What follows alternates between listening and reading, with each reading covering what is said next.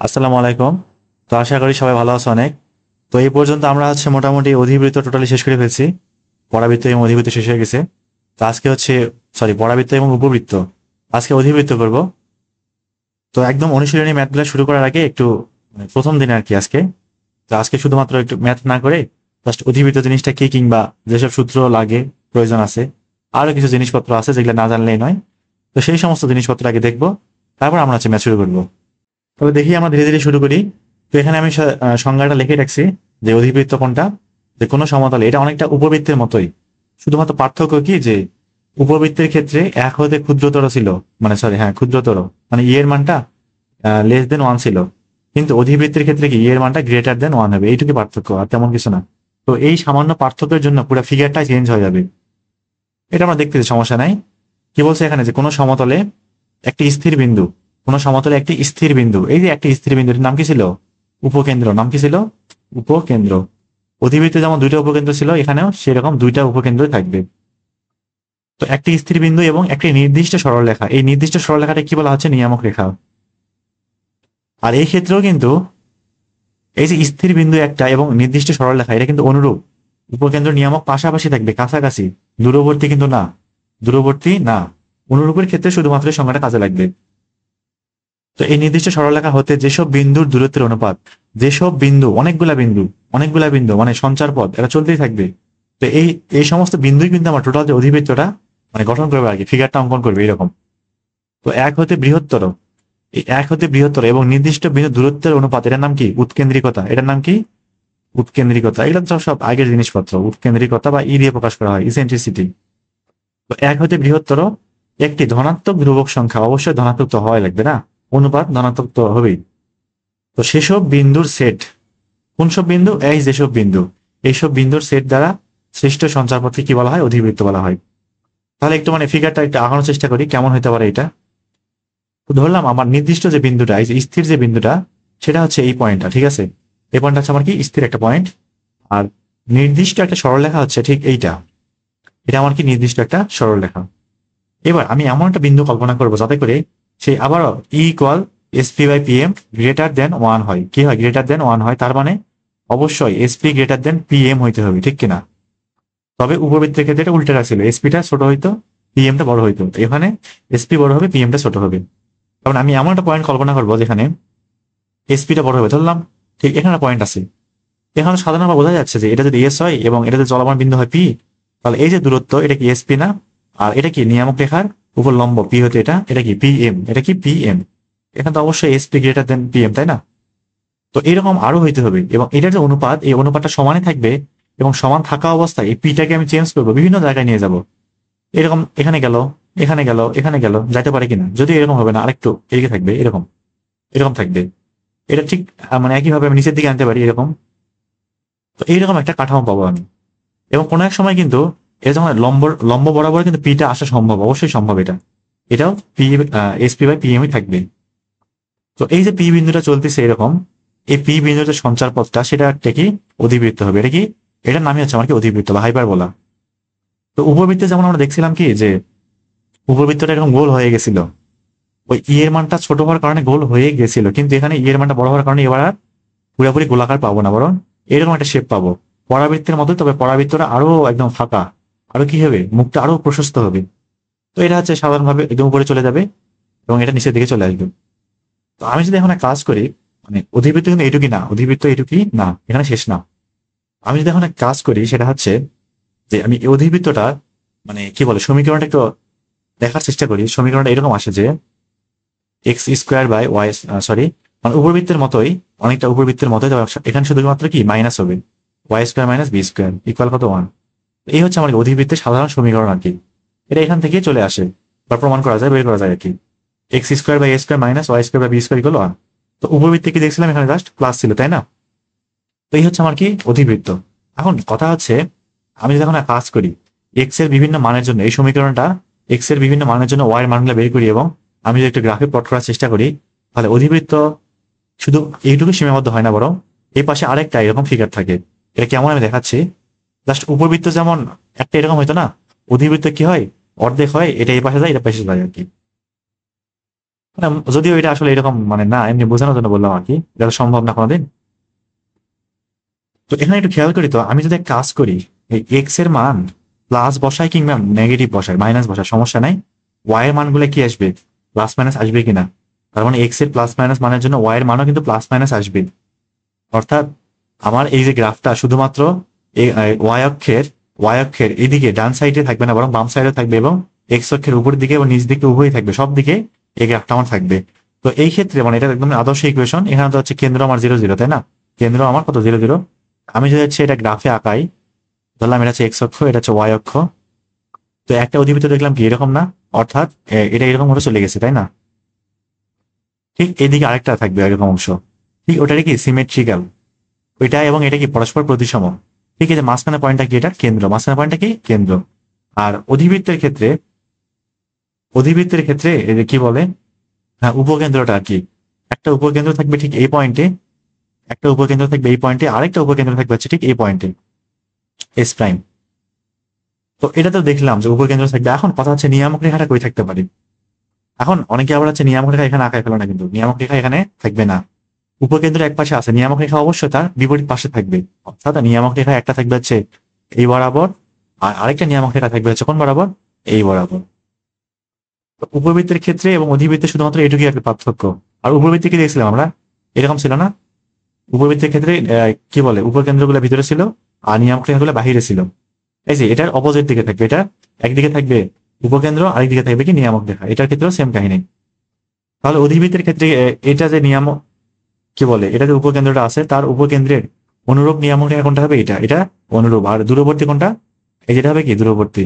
তো ম্যাথে কিন্তু বলতে পারে আর কি দূরবর্তী হয়তো দেওয়া থাকলো যে এস প্রাইম দেওয়া আছে একটা, এবং দূরবর্তী নিয়ামক রেখা দেওয়া আছে, অধিবৃত্তের সমীকরণ বের করো। আমরা কিন্তু উপবৃত্তের এখন ম্যাথ দেখছিলাম, তাই না? তাহলে মোটামুটি বুঝলাম যে কি বলে অধিবৃত্তের ইকুয়েশনটা কেমন হয়। এখন একটু দেখবো যে অধিবৃত্ত শুধুমাত্র এক্স অক্ষই না, বরং ওয়াই অক্ষেও থাকতে পারে, ওয়াই অক্ষেও থাকতে পারে। এখন দেখি এটা কেমনে হইতে পারে। তারপরে আচ্ছা আমরা সূত্রে যাব। তো ধরলাম আমার অধিবৃত্ত সমীকরণটা এরকম আছে যে x square by A square minus Y square by B square. এখানে আরেকটা কথা বলি, সেটা হচ্ছে আমরা যখন উপবৃত্ত দেখছিলাম, ঠিক উপবৃত্ত X square by A square plus Y square by B square equal 1, যখন এটা শিখছিলাম, তাই না, উপবৃত্ত সমীকরণ এটা। তো যখন এ গ্রেটার দেন বি হইতো, যখন এ গ্রেটার দেন বি হইতো, তখন এই উপবৃত্ত ফিগারটা হইতো এইরকম, অর্থাৎ এটা এক্স অক্ষে থাকতো। কিন্তু যখন এ লেস দেন বি হইতো, তখন এটা কিরকম হইতো, ওয়াই অক্ষে থাকতো কিনা, অবশ্যই থাকতো।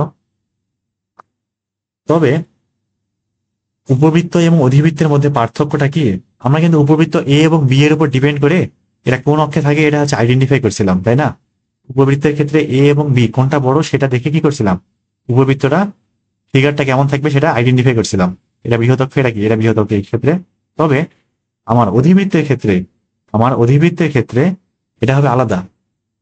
অধিবৃত্তের ক্ষেত্রে এ গ্রেটার দেন বি নাকি বি লেস দেন বি, মানে বি গ্রেটার দেন এ, কিচ্ছু দেখার দরকার নাই। আমার X square by A square আগে আছে, তার সামনে চিহ্ন কত, প্লাস। তার সামনে কত, প্লাস, তার মানে এখানে এক্স এর পাওয়ার বেশি। অধিবৃত্তটা তো আছে, এক্স অক্ষে আছে। তো এখানে এ বড় হোক নাকি বি বড় হয়ে হোক কিচ্ছু দেখার দরকার নাই। এখানে এক্স আগে আছে, তার সামনে প্লাস আছে, সেজন্য অধিবৃত্তটা কই থাকবে, এক্স অক্ষ বরাবর থাকবে। অধিবৃত্ত দেখতে ঠিক এরকম হবে। এটা একদম সাধারণ আকারের জন্য আর কি, যখন কেন্দ্র 0, 0 হবে তখন। তো এই হচ্ছে আমার এই অধিবৃত্ত। এটা হচ্ছে একটা নিয়ামক রেখা থাকবে, আর একটা নিয়ামক রেখা কোন দিকে, এদিক বরাবর থাকবে। উপকেন্দ্র করে থাকবে এখানে, আরেকটা উপকেন্দ্র করে থাকবে এখানে। তো আমরা যখন হচ্ছে কি কি বলে অধিবৃত্ত, সরি উপবৃত্ত যখন পড়ছিলাম, আমরা যখন উপবৃত্ত পড়ছিলাম, তখন উপবৃত্তের ক্ষেত্রে বৃহৎ অক্ষ একটা ছিল, এবং এটা সবচেয়ে বড়টা কি, বৃহৎ অক্ষ দৈর্ঘ্য কত ছিল 2a, আর ক্ষুদ্র অক্ষ ছিল এটা না। তবে অধিবৃত্তের ক্ষেত্রে বৃহৎ অক্ষ ক্ষুদ্র অক্ষ বলবো না, বরং অনুবন্ধী এবং আর অক্ষ বলবো। কি কি বলবো, অনুবন্ধী অক্ষ এবং আর অক্ষ বলবো। তো আর অক্ষ বলতে অধিবৃত্তটা যে অক্ষে থাকবে, অধিবৃত্ত যে অক্ষে থাকবে সেই অক্ষে দুইটা পয়েন্ট টাচ করবে, একটা দুইটাকে কি বলা হচ্ছে, শীর্ষ বলা হচ্ছে না। এই দুইটা শীর্ষের মধ্যবর্তী যে দূরত্ব সেটাকে বলা হচ্ছে কি আর অক্ষ। এটাকে কি বলা হচ্ছে, আর অক্ষ। এটা হচ্ছে কি আর অক্ষ। তো এই ক্ষেত্রে আর অক্ষের যে দৈর্ঘ্যটা সেটা কি আসবে 2a একক। তার মানে এখান থেকে এটুকু এ, এখান থেকে এটুকু কত, সেই এ। এটা হচ্ছে আমার কি আর অক্ষ। আর অনুবন্ধী অক্ষ থাকে একটা। তো অনুবন্ধী অক্ষটা হচ্ছে এখনই, মানে আমি যদি আঁকাইতে যাই একটু বোঝার অসুবিধা হতে পারে, মানে এই বিষয়টা প্রথম প্রথম কেমন, যে আমি এক কাজ করব, এখান থেকে একটা লম্ব টানবো, ঠিক এই শীর্ষে আর কি, এই শীর্ষে একটা লম্ব টানবো। এবার এই লম্বটা যোগ করে দেব, লম্বাটা কি করে দিলাম, যোগ করে দিলাম। একটা আয়তক্ষেত্রের মতো হয়ে গেছে কিনা, অবশ্যই হয়ে গেছে। কিন্তু কথা হচ্ছে এটা কিন্তু ইচ্ছা মতো আঁকানো যাবে না, এটা ইচ্ছা মতো আঁকানো যাবে না। তো অসীম তট নামে একটা জিনিস থাকে, এটা আমি পরে পরবর্তী দেখাবো, মানে সূত্রগুলো পড়ানোর পরে। অসীম তট নামে একটা জিনিস থাকে। অসীম তটটা কিরকম, যে এই বরাবর কেন্দ্র দিয়ে একটা লাইন চলে যাবে এবং এই বরাবর একটা লাইন চলে যাবে। এখন ঠিক এই অসীম তট, এবং আমি যখন আয়তক্ষেত্রে এমন ভাবে আঁকাবো যাতে করে এই কর্নার গুলা ঠিক অসীম তটের উপরেই পড়ে, কর্নার গুলা পড়ে সেই অসীম তটের পরেই পড়ে। অর্থাৎ আমার কিন্তু অধিবৃত্তের ফিগার আঁকানোর ক্ষেত্রে, অধিবৃত্তের চিত্র আঁকানোর জন্য অসীম তটের সমীকরণ সবচেয়ে বেশি, মানে খুবই গুরুত্বপূর্ণ একটা ভূমিকা পালন করে, তাই না? মানে সরাসরি ফ্রি হ্যান্ডে আঁকানোর জন্য, সরাসরি স্কেচ বা ফ্রি হ্যান্ডে আঁকানোর জন্য, পয়েন্ট দিয়ে তো না। অসীম তট হচ্ছে পরবর্তীতে বুঝাইলে আরো মানে ক্লিয়ার হবে বিষয়টা। আমি এটা কি জন্য বললাম, যে এই যে লম্বা যে লাইনটা, এই যে এই লাইনটা এখান থেকে এই যে লাইনটা, এখান থেকে এই পর্যন্ত, এখান থেকে এই পর্যন্ত যে দৈর্ঘ্যটা, সেটা হচ্ছে 2b। সেটা কার সমান হয়, এই যে 2b এর পরিমাণ, এই 2b-টাকে বলা হচ্ছে কি অনুবন্ধী অক্ষ। এটা কি অনুবন্ধী, অনুবন্ধী অক্ষ। আর আর অক্ষ আর ভাবে যেটা থাকবে সেটা কি আর অক্ষ। তো এটা দেখলাম হচ্ছে যখন এক্স অক্ষে থাকে। এবার একটু দেখে আসি ওয়াই অক্ষে থাকলে তখন কেমন হয় ফিগারটা দেখতে। তাহলে ওয়াই অক্ষে থাকার ক্ষেত্রে অবশ্যই ওয়াই কে আগে থাকতে হবে Y square by B square minus x square by A square. আরেকটা কথা সেটা হচ্ছে আর অক্ষ এবং অনুবন্ধী অক্ষ, এখানে দৈর্ঘ্য এ বড় হোক বি বড় হোক কোনো যায় আসে না। এক্স আছে, এক্স আগে আছে মানে আমার এই অধিবৃত্তটা এক্স অক্ষে আছে, এবং আর অক্ষ হবে অবশ্যই 2a। এখানে বি বড় হয় হোক কি হয় হোক দেখার বিষয় না, ইকুয়াল কত 1। তাহলে এই ক্ষেত্রে আমার আগে কি আছে, ওয়াই আছে না, তাহলে অধিবৃত্তটা কই আছে, ওয়াই অক্ষে আছে। তাহলে এই হচ্ছে আমার কি সেই অধিবৃত্ত, দেখতে ঠিক এমনটা হবে। তো এটা আমরা দেখতেছি হচ্ছে শুধুমাত্র কেন্দ্র মূল বিন্দু এই ক্ষেত্রে আর কি। তো অধিবৃত্ত এরকম হইতে পারে যে এখানে চলে গেছে, এরকম থাকতে পারে, বিভিন্ন জায়গায় থাকতে পারে, এরকম থাকতে পারে, থাকতেই পারে। আর ভালো লাগতে পারে না যে বিভিন্ন জায়গায় চলে যাবে তখন। তো আমার এই যে পয়েন্টটা এবং এই যে পয়েন্টটা, এটা তো একটা শীর্ষ, এটা আরেকটা শীর্ষ, একটা উপকেন্দ্র এখানে থাকবে, একটা উপকেন্দ্র এখানে থাকবে। তো এই পয়েন্ট থেকে এই পয়েন্টের দূরত্বটা কি, এটা হচ্ছে আর অক্ষ। এবার আর অক্ষ কিন্তু 2b হয়ে যাবে। তার মানে এখান থেকে এটুকু হচ্ছে এ, সরি এখান থেকে এটুকু হচ্ছে বি, আর এখান থেকে এটুকু কত বি। এটা কি আমার আর অক্ষ। তাহলে এবার অনুবন্ধীর অক্ষ কি হবে, অনুবন্ধী কি হবে, অনুবন্ধী হবে হচ্ছে 2a। কিন্তু অনুবন্ধী কেমনে আঁকাবো, এই যে আগে অসীম তল আঁকাইতে হবে, আগে কি আঁকাইতে হবে, অসীম তল আঁকাইতে হবে। এটা হইলো না। এখন যদি আমরা কাজ করি, এখান থেকে একটা লম্বটা নিই, এখান থেকে একটা লম্বটা নিই এই শীর্ষ বরাবর, যেই পয়েন্টে টাচ করবে, যেই পয়েন্টে কি করবে টাচ করবে, এই যে পয়েন্টটা টাচ করছে না, এটা যদি এদিকে হয়ে গেছে, ভালো হয় না আমার। এটা ঠিক এরকম সুন্দর একটা আয়ত থাকবে আর কি, সুন্দর একটা আয়ত হবে। তো এখান থেকে এই যে দূরত্ব, এখান থেকে এই যে দূরত্ব, এটা হচ্ছে কি 2a পরিমাণ। এটা হচ্ছে আমার কি বলে অনুবন্ধী অক্ষ। এটা কি অক্ষ, অনুবন্ধী অক্ষ। তো এখানে কিন্তু আমি ইচ্ছা মতো নিতে পারবো না। উপবৃত্তে যেমন 4টা পয়েন্ট ফিক্স ছিল, উপবৃত্তে 4টা পয়েন্ট কি ছিল, ফিক্স ছিল না। এটা 2a, এটা 2b ছিল, কিন্তু এখানে কিন্তু এরকম না, এটা 2টা পয়েন্ট ফিক্স। আর 2টা কই পাবো, অসীম তটের সাহায্য নিতে হয়, অসীম তটের সমীকরণ। এটা আমরা পরে দেখবো নি, পরে দেখলে আরো ক্লিয়ার হয়ে যাবে এটা। এই গেল মোটামুটি আমাদের জাস্ট চিত্রগুলো কেমন হতে পারে। এবার দেখবো আমরা হচ্ছে সূত্রগুলো কেমন। আর এখানে অধিবৃত্ত একটা মজার বিষয় কি, যে আমরা উপবৃত্তে যা যা দেখছিলাম, উপবৃত্তে যা যা সূত্র ছিল শুধুমাত্র ই বাদ দিয়ে, শুধুমাত্র ই বাদ দিয়ে সবগুলাই সেম, একদম সেম। মানে কিচ্ছু নতুন করে বোঝা লাগবে না বা শেখা লাগবে না। উপবৃত্ত ভালো মতো পারলে অধিবৃত্ত কিছুই না, পানির মতো একদম। তো সবার আগে দেখবো হচ্ছে 1 নাম্বারটা, 1 নাম্বার টাইপ যেটা, সেটা হচ্ছে এক্স অক্ষ বরাবর থাকবে, এবং এটা কি হবে, এক্স অক্ষ বরাবর থাকবে। এবং আরেকটা কি বলতে চাইলাম, আচ্ছা কেন্দ্র 0 0 হবে, কেন্দ্র 0 0 হবে। Y square by B square equal কত 1। একটু ফিগারটা আঁকাই এখানে, তাহলে বুঝতে আরো সুবিধা হবে, বেটার আইডিয়া পাওয়া যাবে। আমার কিন্তু ভালো হচ্ছে না এখানে আঁকানো। অধিবৃত্ত কিন্তু মূলত এমন হবে না, এত খারাপ হবে না, আর সুন্দর লাগবে দেখতে। তো ডেস্ক মতো দেখতে পারো, খুব সুন্দর মতো একটা ফিগার দিয়ে দিবে। তাহলে আমার কেন্দ্র ঠিক এটাতে মূল বিন্দুতে, মানে এখানে X minus 0 whole square into Y minus 0 whole square, minus এখানে আর কি। তাহলে আমার কেন্দ্রটা সবার আগে লিখি এখানে, নাম্বার দেই। কেন্দ্র হচ্ছে কত, 0, 0। তারপরে এখান থেকে এখানে যে দূরত্ব সেটা কি আর অক্ষ, এটা অলরেডি দেখাইছি, আর অক্ষ অনুবন্ধী অক্ষ। তো এখানে আমি আঁকাতে যাবো না, আঁকালে দেখতে খারাপ হয়ে যাবে এটা। 2 নাম্বার দেখবো হচ্ছে কি আর অক্ষ, আর অক্ষ কি আসবে, মানে দৈর্ঘ্য আর কি। দৈর্ঘ্য একটা সমীকরণ আরেকটা, দৈর্ঘ্য একটা সমীকরণ আরেকটা আসবে। তো এখানে আর অক্ষের সমীকরণটা কি আসবে, এটা কি ওয়াই ইকুয়াল 0 রেখা না, তাহলে আর অক্ষ আসবে কি ওয়াই সমান 0। আর দৈর্ঘ্যটা আসবে কত দেখি, দৈর্ঘ্যটা আসবে কি 2a একক, দৈর্ঘ্যটা কি 2a একক, এক লাইনে লিখে ফেললাম। আর অনুবন্ধী অক্ষটা দেখি, অনুবন্ধী অক্ষ। তো অনুবন্ধী অক্ষের যে সমীকরণ সেটা কি আসবে, এক্স ইকুয়াল 0 মানে ওয়াই অক্ষ রেখা যেটা ওটাই। আর দৈর্ঘ্যটা কি আসবে 2b একক, 2b একক। এখানে আরেকটা বিষয় বলি, সেটা হচ্ছে এই যে এইটুকের ভিতরে যা থাকবে, স্কোয়ারের ভিতরে যা থাকবে সেটাই হবে আর অক্ষের সমীকরণ, আর এইটুকের ভিতরে যেটা থাকবে সেটা কি অনুবন্ধী অক্ষের সমীকরণ। এটা সব ক্ষেত্রেই কাজে লাগবে, সব ক্ষেত্রে জাস্ট চেঞ্জ হবে, শুধু কি হবে আর অক্ষ আর অক্ষ লিখতেছি, তার মানে এটা এক্স অক্ষে আছে সেজন্য এইটা উল্টো পাল্টা হবে আর কি, এইটুকুই। এখন 4 নম্বরে দেখবো হচ্ছে উৎকেন্দ্রিকতা। 4 নম্বরে কি উৎকেন্দ্রিকতা। আচ্ছা, আমরা তখন হচ্ছে উপবৃত্ত পড়ছিলাম, মানে এই টাইপের উপবৃত্ত, অর্থাৎ এখানে জাস্ট প্লাস ছিল, তখন ওই উপবৃত্তের ক্ষেত্রে ই এর মানটা কি ছিল square root 1 minus B square by A square না? তো এখানে উপবৃত্তের ক্ষেত্রে বি এর মানটা কম ছিল, ঠিক আছে, সেজন্য উপরে গেছিল, এটা ওটা বাদ দিই, ওটা হিসাব বাদ। কথা হচ্ছে অধিবৃত্তের ক্ষেত্রে এবং এই টাইপের, এটা কোন অক্ষে আছে এক্স অক্ষে আছে, এক্স অক্ষে থাকলে উপবৃত্তের যে সমস্ত সূত্র অ্যাপ্লাই হইতো এখানে সেই সমস্ত সূত্রই অ্যাপ্লাই হবে। অধিবৃত্তের ক্ষেত্রে এখানে বি বড় হোক এ বড় হোক আমি আগে বলছি কোনো দেখার দরকার নাই, উপবৃত্তের সূত্র যেটা অধিবৃত্তের সূত্র সেটাই একই রকম। তবে অধিবৃত্তের ক্ষেত্রে এখানে মাইনাস, উপবৃত্ত ছিল প্লাস, আর উপবৃত্তের ক্ষেত্রে এখানে মাইনাস, তাহলে অধিবৃত্তে কি হবে এটা প্লাস হয়ে যাবে, এইটুকু পার্থক্য। ই সমান রুট, মানে মনে রাখার জন্য আর কি, প্লাস এ স্কোয়ার বা বি স্কোয়ার, কিন্তু মনে রাখার জন্য, এরকম যে হবে তা না, কিন্তু জাস্ট মনে রাখার জন্য বললাম আমি। তো এখানে হচ্ছে বি ছোট হোক কিংবা এ বড় হোক, কে বড় হয় কে ছোট হয় হোক কি হয় হোক দেখার দরকার নেই, সরাসরি সূত্র কি আসবে root 1 plus B square by A square. এটা কই থেকে পাইছি উপবৃত্তে পাইছি, মানে উপবৃত্তের জন্য সূত্র যেটা এখানেও সেটা, শুধু এখানে মাইনাস এখানে কি হবে প্লাস হবে। এরপর দেখবো হচ্ছে কি দেখবো উপকেন্দ্র, উপকেন্দ্রের স্থানাঙ্ক। 5 নাম্বার দেখবো হচ্ছে উপকেন্দ্রের স্থানাঙ্ক, উপকেন্দ্রের স্থানাঙ্ক। তাহলে অধিবৃত্তে উপবৃত্তে কি দিয়েছিলাম প্লাস মাইনাস এই কমা জিরো না, এই ক্ষেত্রে সেম কাহিনী, প্লাস মাইনাস এই কমা কত জিরো। এবার দেখবো হচ্ছে নিয়ামক রেখার পাদবিন্দু, নিয়ামক রেখার পাদবিন্দুর স্থানাঙ্ক আর কি। তাহলে নিয়ামকের পাদবিন্দু কোথায় থাকবে, নিয়ামকের নিয়ামকের পাদবিন্দু। তাহলে উপবৃত্ত করার সময় নিয়ামকের পাদবিন্দু কই ছিল plus minus A by E comma zero না, এই টাইপের ক্ষেত্রে এক্ষেত্রে কি হবে ওইটাই, এক সেম কাহিনী, plus minus A by E comma zero. তবে এখানে একটা কাহিনী আছে, এখানে একটা কাহিনী আছে, সেটা কি যে আমার উপকেন্দ্র থাকে এখানটায়, নিয়ামক রেখা থাকে এখানটায়, আরেকটা থাকে এখানে, আরেকটা থাকে নিয়ামক রেখা কই এখানে। কথা হচ্ছে এইখান থেকে এটুক হচ্ছে এ বাই ই, এখান থেকে এটুক হচ্ছে এ ই, এখান থেকে এটুক কত এ ই। তার মানে আমার অধিবৃত্তের ক্ষেত্রে কিন্তু এ ই গ্রেটার দেন এ বাই ই, এই বিষয়টার খেয়াল রাখতে হবে।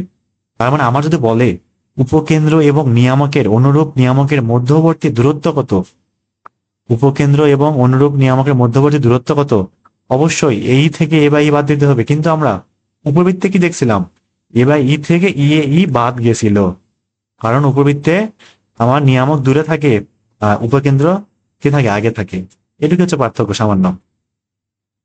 তাহলে 7 নাম্বার দেখবো হচ্ছে নিয়ামকের সমীকরণ, নিয়ামকের বা নিয়ামক রেখা আর কি দিলাম, কি আসবে অক্ষের সমান্তরাল এক্স ইকুয়াল সামথিং, কত দূরে আছে এ বাই ই দূরে, তাহলে x equal plus minus A by e আসবে এখানে। 8 নাম্বার দেখবো হচ্ছে উপকেন্দ্রিক লম্বের দৈর্ঘ্য, উপকেন্দ্রিক লম্বের দৈর্ঘ্য। তো উপবৃত্তে যখন পড়ছিলাম সেখানে কি ছিল 2b স্কোয়ার বাই এ ছিল না, এই ক্ষেত্রে ঠিক একই কাহিনী, কি হবে 2b স্কোয়ার বাই এ থাকবে, কোনো পার্থক্য নাই, সবকিছু কিন্তু সেম একই রকম দেখলাম না। তারপর আর কি দেখা যায় উপকেন্দ্র সমীকরণটা দেখি, এই পাশে লিখি উপকেন্দ্রিক লম্বের সমীকরণ আর কি। আচ্ছা এখানে লিখি 9 নাম্বারে আর কি লিখি যে উপকেন্দ্রিক লম্বের সমীকরণ, ঠিক আছে। এক উপকেন্দ্র কত দূরে আছে এই দূরে না, তাহলে কি আসবে এক্স ইকুয়াল প্লাস মাইনাস এই তো। এখানে আরো কিছু বিষয় আছে, যেমন দুইটা উপকেন্দ্রের মধ্যবর্তী দূরত্ব কি আসবে 2a ই আসবে, তারপরে দুইটা নিয়ামকের মধ্যবর্তী দূরত্ব কি আসবে 2a বাই ই আসবে, এটা জানা বিষয়, কিছু পার্থক্য নাই, সব আগের জিনিসই এখানে।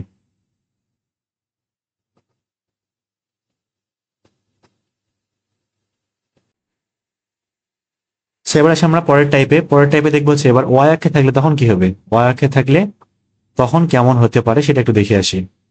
X square by A square equal কত 1। তাহলে আমি একটু চিত্রটা আঁকাই সবার আগে। তাহলে এই হচ্ছে আমার কি ফিগার, অধিবৃত্তের ফিগারটা এরকম থাকবে, ভালো হইলো না, একটু উপরে দিলে ভালো লাগতো, দিলাম উপরে, এটা এরকম, এটা হচ্ছে একটা উপকেন্দ্র, এটা আরেকটা উপকেন্দ্র এবং নিয়ামক একটা, এটা আরেকটা নিয়ামক করে থাকবে এখানে, এটা হচ্ছে এক্স অক্ষ, এটা কোন অক্ষ ওয়াই অক্ষ। তো মোটামুটি আন্দাজ মতো আঁকাইলাম আর কি, যে হইতে পারে এরকম। তো এখানে যেহেতু ওয়াই স্কোয়ার সহগটা আছে +1, সেজন্য এর অধিবৃত্ত কই থাকবে, ওয়াই অক্ষ বরাবর থাকবে। কই থাকবে, ওয়াই অক্ষ বরাবর থাকবে। তাহলে এখানে কি কি জিনিসপত্র থাকতে পারে একটু দেখি আমি। প্রথম দেখবো হচ্ছে কেন্দ্র। তাহলে কেন্দ্র এখানে কত, 0,0। তারপর দেখবো হচ্ছে আর অক্ষের দৈর্ঘ্য। 2 নম্বর দেখবো হচ্ছে কি, আর অক্ষের সমীকরণ এবং দৈর্ঘ্য একবারে দেখবো, আর অক্ষ। তাহলে এই ক্ষেত্রে আর অক্ষ কোনটা থাকবে, 2b একক। দৈর্ঘ্যটা 2b একক থাকবে, কি থাকবে, 2b একক। আর অক্ষ কি হবে, 2b একক। আর আমি যদি এখন আর অক্ষের সমীকরণ লিখতে চাই তাহলে কি হবে, এই যে এটার ভিতরে যেটা থাকবে সেটাই কি, আর অক্ষের সমীকরণ। কত, x=0 সমীকরণ।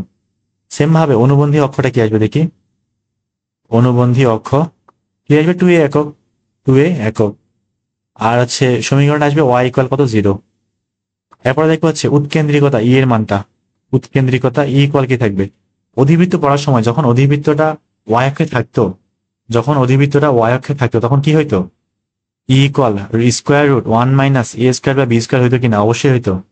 এই ক্ষেত্রে ওই সূত্রই অ্যাপ্লাই হবে, শুধু এখানে কি দিব, প্লাস দিয়ে দিব। এখানে কি দিব, প্লাস দিয়ে দিব। এখানে এ বড় হয় হোক, বি বড় হয় হোক, তোমার দেখার দরকার নাই, সরাসরি ওই সূত্রে অ্যাপ্লাই হবে, শুধু কি করে দেবো, মাইনাসের জায়গায় প্লাস করে দেবো, তাহলে হয়ে যাবে। এরপরে দেখি হচ্ছে উপকেন্দ্রের স্থানাঙ্ক, ঠিক আছে। তাহলে উপকেন্দ্রের স্থানাঙ্ক উপবৃত্তে কি ছিল, 0, ± এক্ষেত্রে কি হবে, একই থাকবে, 0, ± তারপর দেখবো হচ্ছে কি দেখা যায় এবার, নিয়ামকের পাদবিন্দু কি হবে, ওখানে উপবৃত্তে কি ছিল, বি/ই ছিল না, এক্ষেত্রে কি থাকবে, সেম একই কাহিনী, ± থাকবে। তাহলে এবার কিন্তু বি/ই এর মানটা ছোট, বি এর মানটা ছোট, মানে আগের টাইপের মতোই। আমাকে যদি বলে উপকেন্দ্র এবং অনুরূপ নিয়ামকের দূরত্ব বের করে, কি হবে, বিই থেকে বি/ই বাদ, এবার কিন্তু বিই বড়, বি/ই ছোট। তো এই সম্পূর্ণ কিন্তু ই এর মানের কারণে হচ্ছে, এটা এমনি নিজেই বোঝা যায় যে বিই আর একটা বি/ই, কথা হচ্ছে ই এর মান একের থেকে বড়, গুণ করতেছি, এখানে ভাগ করতেছি দিয়ে, এখানে অবভিয়াসলি আমার এই সংখ্যা ছোট আসবে, তাই না, এটা না বোঝার তো কিছু নাই। এবার দেখি হচ্ছে নিয়ামকের সমীকরণ। এবার দেখবো কি নিয়ামকের সমীকরণটা কেমন হবে। সমীকরণ এটা কত দূরে আছে, বি/ই দূরত্বে না, এবং এক্স অক্ষের সমান্তরাল ওয়াই ইকুয়াল সামথিং থাকবে, তাহলে ওয়াই ইকুয়াল +/- বি/ই। এটা গেল নিয়ামকের সমীকরণ। তারপর দেখবো হচ্ছে উপকেন্দ্রিক লম্বের দৈর্ঘ্য, লম্বের কি দৈর্ঘ্য। তাহলে আমরা হচ্ছে ইয়াতে উপবৃত্তে কি দেখছিলাম, 2a² / b না, 2a² / b, এখানে ঠিক সেম, 2a² কি থাকবে, বি থাকবে। এখানে এ বড় হোক বি বড় হোক কোনো দেখার দরকার নাই। তো এই ছিল হচ্ছে আমার কেন্দ্র মূল বিন্দু হইলে তখন, তো কেন্দ্র একই সাথে আলফা বিটা তো হইতে পারে, তাই না। আমি নতুন করে আর আঁকাচ্ছি না, এখানে এখানে আমি পাশে লিখে দিই, মানে যদি আলফা বিটা হয় আর কি, তখন কেন্দ্র জাস্ট কি হয়ে যাবে, α, β থাকবে। তখন ইকুয়েশন এমন থাকবে যে x - β² / x - α², মানে উপবৃত্তের মতো, সেজন্য আমি দেখাচ্ছি না এটা, তখন দেখাইছিলাম না, সেজন্য আবার মানে সময় নষ্ট হবে বোধহয়। একই জিনিস, না বোঝার কিচ্ছু নাই। অনুবন্ধী অক্ষ আর অক্ষ একই থাকবে, উৎকেন্দ্রিকতা একই থাকবে, শুধুমাত্র উপকেন্দ্রটা চেঞ্জ হয়ে যাবে। শুধু কি হবে, α, β আসে যুক্ত হবে, অতিরিক্ত α, β যুক্ত হবে, এরকম। উপবৃত্তে যা যা শিখছিলাম এখানে ঠিক একই কাহিনী, একই জিনিস। তারপর নিয়ামকের পাদবিন্দু এটাও চেঞ্জ হয়ে যাবে, α, β যুক্ত হবে, আর কিচ্ছু না, বি/ই + β হবে, এইটুকুই পার্থক্য। নিয়ামকের সমীকরণটা চেঞ্জ হবে, ওয়াই ইকুয়াল, এবার কিন্তু বিটা যুক্ত হবে, আলফা না, ওয়াই অক্ষে আছে, এবার কি যুক্ত হবে, বিটা যুক্ত হবে। এই বিষয়টা একটু খেয়াল রাখতে হবে, প্লাস কি হবে, বিটা। আর উপকেন্দ্রের লম্বের দৈর্ঘ্য এটা থাকবে। ঠিক সেম ভাবে আমরা যদি উপরেরটা দেখি, মানে আগের যে টাইপটা দেখলাম সেটা কি একই থাকবে না। এখানে একটু এটা কাটে দিই, এটাও দিই। যদি এরকম থাকে যে x - α² / a² - y - β² / b² = 1, আমার কেন্দ্রটা কি থাকবে, এটা α, β হয়ে যাবে। এটা সেম থাকবে, এটা সেম থাকবে, এটাও সেম থাকবে। উপকেন্দ্র চেঞ্জ হয়ে যাবে, α, β যুক্ত হবে, অর্থাৎ +/- a + α, β থাকবে। নিয়ামকের পাদবিন্দু চেঞ্জ হবে, আলফা কি হবে, শুধুমাত্র যুক্ত হবে। পূর্ববৃত্তে যা যা করছিলাম এখানে ঠিক একই কাহিনী, কিচ্ছু নতুন করে নাই কিন্তু এখানে। নিয়ামকের সমীকরণটা চেঞ্জ হবে, x = আলফা যুক্ত হবে, ওটা দেখলাম বিটা যুক্ত হয়েছিল, এখানে আলফা যুক্ত হবে। আর উপকেন্দ্রিক লম্বের সমীকরণ এটা চেঞ্জ হবে, কি যুক্ত হবে, আলফা যুক্ত হবে, x = +/- a + α। এই গেল হচ্ছে আমাদের মোটামুটি সূত্র, এর বাইরে আর কিচ্ছু লাগবে না।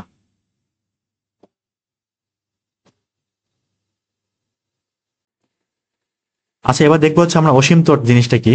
অসীম তটের সমীকরণ বের করবো। অধিবৃত্তের ক্ষেত্রে অসীম তটের সমীকরণটা দেখে আসি। অসীম তটের কি সমীকরণ? তো আমি এটা সমীকরণ লিখতেছি। একটা প্রথমটা আর কি, x square by A square minus Y square B square equal 1। তো এটার ক্ষেত্রে যে অসীম তটের সমীকরণ, এবং এটার ক্ষেত্রে একই জিনিস আসবে, ওয়াই স্কোয়ার বা B square minus x square by A square equal 1। উভয়ের ক্ষেত্রে অসীম তট কি আসবে? একই জিনিস আসবে। তো অসীম তটের হচ্ছে সংজ্ঞাটা মানে বইতে দেওয়া আছে আর কি, আমি এমনি মুখে বলতেছি, বইতে দেখে নিতে পারো, মানে খুব একটা কঠিন কিছু না। আমি আগে হচ্ছে অধিবৃত্তটা আঁকাই, মানে এটাই আঁকানোর চেষ্টা করি এখানে। এই হচ্ছে আমার কি সেই অধিবৃত্ত, এটা এক্স অক্ষ ওয়াই অক্ষ আঁকাইলাম। এটা একটা, এইটা আরেকটা, ঠিক আছে। তো কি বলে, অসীম তট হচ্ছে এমন একটা সমীকরণ বা এমন একটা সরল রেখা, অসীম তট অবশ্যই সরল রেখা, যে সরল রেখাটা কেন্দ্র দিয়ে যাবে এবং কর্নার বরাবর কেন্দ্র দিয়ে কি গমন করবে।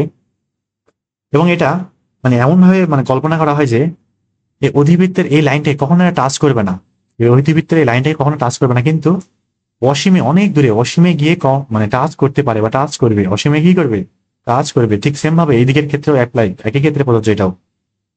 তো এটা একটাই না, বরং এদিকেও একটা থাকবে। এরকম দুইটা সরলরেখা আছে যারা কি করে, মূলত এরা টাচ করে না অধিবৃত্তকে, আমরা হাতে হাতে কখনো বের করতে পারবো না যারা কখনো কি করছে, টাচ করছে, কিন্তু অসীমে গিয়ে অসীম দূরত্বে গিয়ে এই অধিবৃত্তে কি করে, সরলরেখা দুটো টাচ করে। তো এই সরলরেখা দুটাকে কি বলা আছে? অসীম তট। অসীম তট।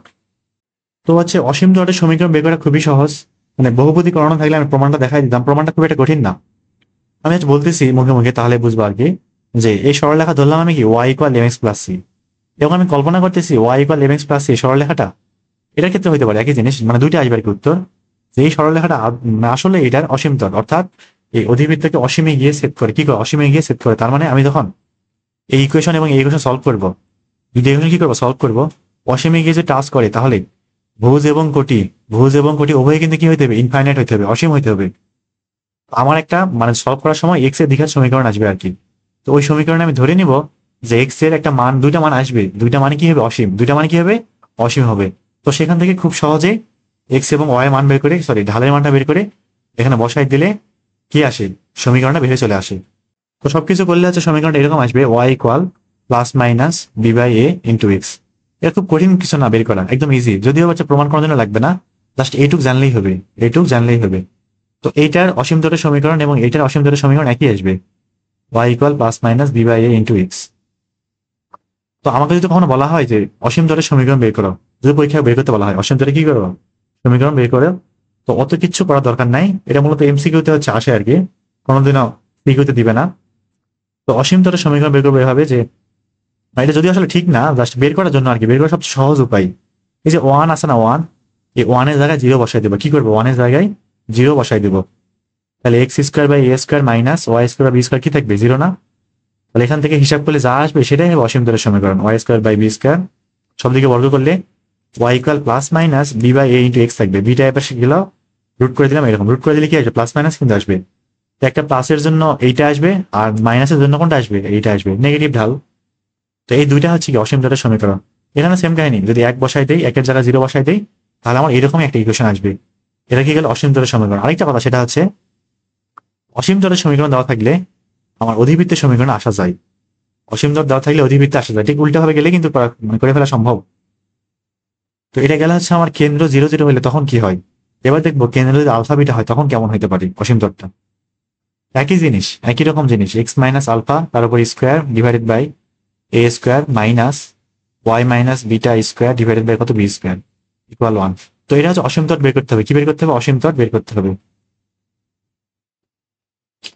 তো এটা এই ক্ষেত্রে এক কাজ করবো, ওয়ানের জায়গায় জিরো বসাই দিব জাস্ট বের করার জন্য আর কি। এটা আদৌ কিন্তু মানে একদম সঠিক নিয়ম না আসলে, জাস্ট এটা তাড়াতাড়ি বের করার জন্য এই কাজ করা হয়, যে আমি যদি এখানে জিরো বসাই দিই তাহলে যেটা পাবো, সমীকরণ পাবো যেটা, সেটাই হবে কি অসীম তলের সমীকরণ। তাহলে বসাই দিই zero, x minus alpha square divided by A square minus Y minus beta square divided by B square equal কত, শূন্য। এখানে ক্যালকুলেশন করলে আসবে হচ্ছে y minus beta equal plus minus B by A into x minus alpha. ঠিক same ভাবে এটার জন্য একই জিনিস আসবে, এটার জন্য কি আসবে, একই অসীম তলের সমীকরণই আসবে, divided by A square equal কত, 1। এটার ক্ষেত্রে এটা আসবে। তো আমাদের মূলত মুখস্থ রাখতে হবে এইটুক। আর আগেটা দেখলাম কি ছিল, y equal plus minus B by A into কত, আলফা, সরি এক্স ছিল না। এই দুটো লাইন শুধু মুখস্থ করতে হবে কি, যে এই ক্ষেত্রে অসীম তল এটা হয়, আর ওইটার ক্ষেত্রে অসীমতট কি হয়, এটা হয়। আর বাইরে আর কিছু জানার দরকার নাই। তাও যদি কিছু জানার দরকার হয়, তাহলে বইতে প্রমাণ দেওয়া আছে, দেখে নিতে পারো, একদম সহজ একটা প্রমাণ। বহুপদী গণনা থাকলে আমি করাইতাম এটা আর কি। তো অনেক ক্ষেত্রে কি হয় যে বহুপদী না পড়ে পোলাপান হচ্ছে কনিক পড়তে যায়, তো এই হচ্ছে একটু সমস্যা হয়। বিশেষ করে স্পর্শক বের করা, ওখানে আছে ভালো একটা সমস্যা হয়। আচ্ছা যাই হোক, মোটামুটি আমাদের হচ্ছে অসীমতট গেল। এবার হচ্ছে দেখবো কি বলে, ভুলে গেলাম, পরামিতিক স্থানাঙ্ক দেখবো এবার। পরামিতিক স্থানাঙ্ক দেখেছিস? আমরা উপবৃত্তে যেমন পরামিতিক স্থানাঙ্ক বের করেছিলাম না, মান বসাই, এক্ষেত্রে সেম একই কাজ। আমি এখানে প্রমাণটা দেখাবো না, প্রমাণ কিচ্ছু নাই, খুব সহজ একটা প্রমাণ। X square by A square minus Y square by B square, ধরলাম অধিবৃত্তের সমীকরণটা এরকম আছে। এখন এটা এই অধিবৃত্তের ক্ষেত্রে আমার কি বলে পরামিতিক স্থানাঙ্ক বের করতে হবে। তো এটার জন্য যে পরামিতিক স্থানাঙ্ক আসবে সেটা হচ্ছে পরামিতিক স্থানাঙ্ক, পুরোটা লিখলাম না, এটা হচ্ছে a tan alpha, sorry tan theta বা ট্যান আলফা ধরলে হয়, সমস্যা নাই। আচ্ছা এখানে এ ট্যান থিটা নাই, এখানে হচ্ছে এ সেক থিটা, এটা হচ্ছে a sec theta comma b tan theta, এটা আসবে। আর যদি ওয়াই আগে থাকে তখন হয়তো হচ্ছে b tan a tan theta comma b sec theta. তো এখানে কিন্তু উল্টা পাল্টা আর কি, যে যখন এক্স আগে থাকবে তখন এখানে কি হয়, a sec theta b tan theta হয়।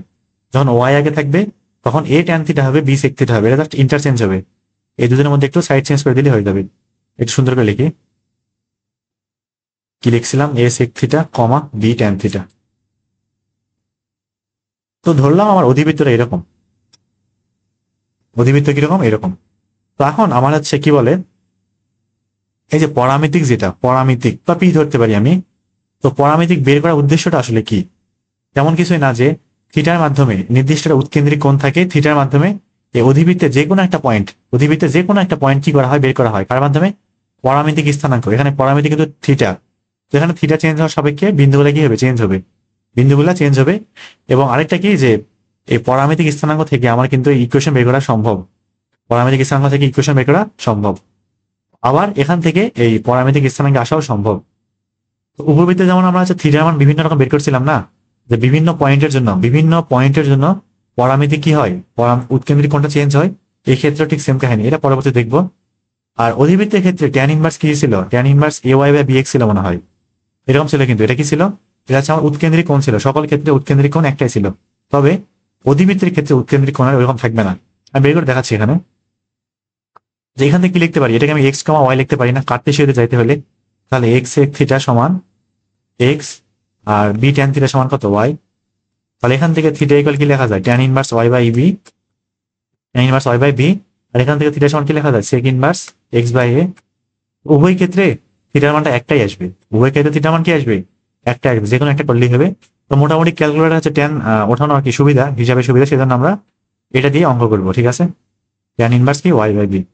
তো সেকে যাইতে হলে আবার কসে যাইতে হবে, ওই চিহ্ন মিহ্ন ঝামেলা আর কি, সেজন্য আমরা ট্যান দিয়ে মনে রাখবো, খুব তাড়াতাড়ি করার জন্য আর কি। তো এটা গেলে হচ্ছে আমার যখন এক্স অক্ষে থাকবে, এবার যখন ওয়াই অক্ষে থাকবে তখন কেমন হবে দেখি, এটাও y square by B square minus x square by A square equal কত, 1।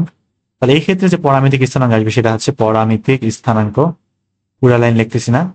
আগেরটা কি ছিল, এ সেক থিটা ছিল না, এটা কি হবে, এ ট্যান থিটা। এটা কিন্তু এমসিকিউ তে আসে, এটা হচ্ছে এমসিকিউ তে আসে। আমার কলেজে পরীক্ষার সময় প্রথম পরীক্ষা আর কি, আমি ভুলে গেছিলাম, উল্টাপাল্টা হচ্ছিল খালি, পরে আরেকজনের শুনে অবশ্য দাঁড়াইছিলাম, পরে ঠিক করছি। আমি ভুল হয়েছে কিনা ঠিক হয়েছে কিনা সেটাও খেয়াল করতেছে না, তবে পরীক্ষা হলে আমি ভুলে গেছিলাম, এটা উল্টাপাল্টা হয়ে গেছিল। তো অবশ্যই একটা মনে রাখবা যে যখন এক্স আগে থাকে সেখানে কি হয়, a sec theta b tan theta হয়। উল্টা হইলে ট্যান এবং সেক চেঞ্জ হবে। এখন এরকম থাকবে না আবার যে বি ট্যান থিটা কমা এ সেক থিটা, এরকম থাকবে না কিন্তু, এ বি এখানেই থাকবে, ওদের জায়গাতে এ বি থাকবে, শুধু সেক এবং ট্যানকে চেঞ্জ করে দিলেই হয়ে যাবে। আর এখানে থিটাটা কি, উৎকেন্দ্রিক কোণ, তাহলে এখানে থিটা কি আসবে, আগের বারে থিটা একটা ছিল, এবার কিন্তু থিটা চেঞ্জ হয়ে গেছে। তাহলে এবার এই যে এ ট্যান থিটা সমান এক্স লিখতে পারবো না, কাটতে সাথে যাইতে হলে ঠিক সেম ভাবে বি সেক থিটা সমান অবশ্যই ওয়াই লিখতে পারবো। এখান থেকে থিটা আসবে হচ্ছে sec inverse y by b, এখান থেকে থিটা আসবে হচ্ছে কত, ট্যান ইনভার্স এক্স বাই কত, এক্স। তাহলে এটা হচ্ছে আমার উৎকেন্দ্রিক কোণ, এটা দিয়ে করলেও হবে, তবে ট্যান দিয়ে করাটাই বেটার, তাড়াতাড়ি হবে আর কি, হিসাবে একটু তাড়াতাড়ি করার জন্য এটা করা যেতে পারে, এটা আমার কি উৎকেন্দ্রিক কোণ। তো এই গেল মোটামুটি হচ্ছে আমাদের কি পরামিতিক স্থানাঙ্ক। তাহলে আমাদের মোটামুটি অধিবৃত্তের হচ্ছে আর তেমন কোনো টপিক নাই, মোটামুটি যত জানা দরকার সব বলে আসলাম। আর স্পর্শক একটা জিনিস আছে, স্পর্শক, ওটা হচ্ছে আমরা ম্যাথ করার সময় প্রমাণটা দেখবো। তো আমরা যখন উপবৃত্ত করছিলাম কি ছিল, a square m square plus B square ছিল না, এই ক্ষেত্রে থাকবে c square equal a square m square minus B square. ওটা হচ্ছে মানে প্রমাণ করলে খুব সহজে চলে আসবে, ওটা হচ্ছে আমরা পড়ার সময় দেখবো না, সমস্যা নাই। তাহলে আজকে মোটামুটি হচ্ছে আমরা সামনে না আগাই। আচ্ছা এই লাইনটা লিখে দিই, লিখে দেওয়া ভালো হয়তো। তো y equal m x plus c, এই লাইনটা লিখে শেষ। Y equal m x plus c, তো এই উপবৃত্তে সেট করবে, আগে উপবৃত্ত লিখতেছে আবার অধিবৃত্ত লিখতেছে, তাহলে মনে থাকবে আর কি। X square a square plus Y square বা বি স্কোয়ার ইকুয়াল ওয়ান। এই উপবৃত্তে টাচ করবে বা স্পর্শ করবে, শর্তটা কি? C square equal a square m square plus B square হতে হবে, যদি হয় তবে একমাত্র কি করবে, টাচ করবে। এখন দেখবো হচ্ছে অধিবৃত্তের ক্ষেত্রে কেমন হবে, অধিবৃত্তের ক্ষেত্রে কেমন হইতে পারে। অধিবৃত্তে বইতে আছে কিনা মানে খেয়াল করতেছে না, বইতে থেকে দেখি না আমি, আমি লিখে দিচ্ছি সমস্যা নাই, যে x square by A square minus Y square by B square equal one. এই সরলরেখা, এই অধিবৃত্তে স্পর্শক হওয়ার শর্ত, স্পর্শক হওয়ার শর্তটা হচ্ছে আগের মতোই c square equal a square m square minus B square হবে। শুধু এখানে কি মাইনাস বি স্কোয়ার, এটা এখানে শেষ না, এটা এখানে শেষ না।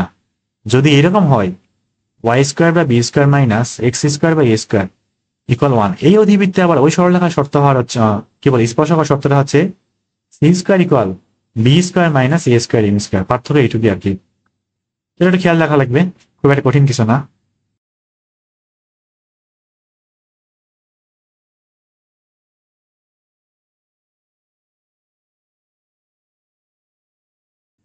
তাহলে আজকে মোটামুটি হচ্ছে আমাদের এই পর্যন্তই, আমরা নেক্সট দিন থেকে ম্যাচ শুরু করবো, ঠিক আছে? আল্লাহ হাফিজ।